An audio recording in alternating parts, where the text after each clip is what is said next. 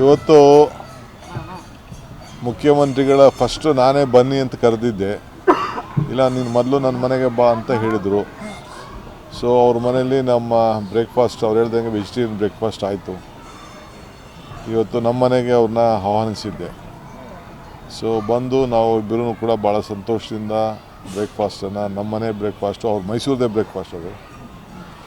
ಯಾಕೆಂದರೆ from Mysuru. Mysuru taste. So ಅವ್ರದ್ದೇ breakfast ಅದು.